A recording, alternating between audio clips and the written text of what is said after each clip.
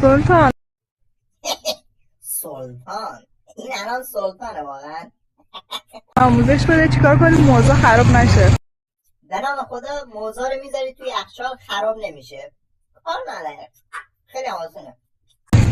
خب بچه ها اگه میخوایم موضوعتون خراب نشه بکنید تو چون بنده.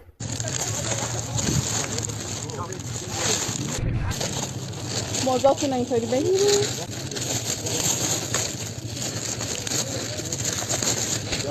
سرشو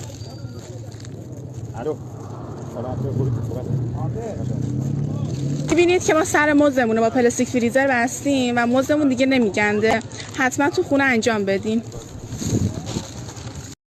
ریدم دهنت سلطان با این آموزشه، یعنی گوه تو دهنت.